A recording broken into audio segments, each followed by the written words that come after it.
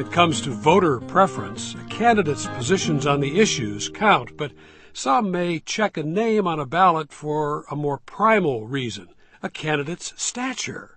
Researchers at Texas Tech University suggest that height affects voters' preference in political leaders, possibly for instinctive reasons going back to caveman days.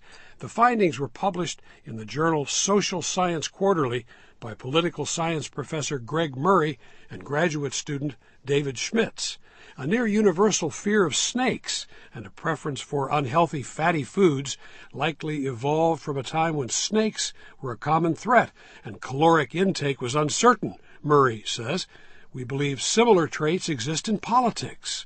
The authors point to what's called the big man, tribal leadership of many ancient societies, as well as the impact of physical strength on status in the animal kingdom. And they note that the taller candidate has won 58% of U.S. presidential elections between 1789 and 2008. The authors asked 467 American and foreign-born college students to draw a figure that represented their concept of a typical citizen and an ideal national leader before being asked to draw both figures together. 64% drew the leader taller than the citizen. The researchers then asked the students to assess themselves as leaders and potential political candidates.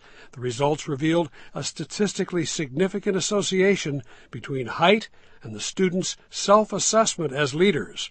Researcher Schmitz writes that culture and environment alone cannot explain how a preference for taller leaders is a near-universal trait we see in different cultures today, as well as in societies ranging from ancient Mayans to pre-classical Greeks and even animals.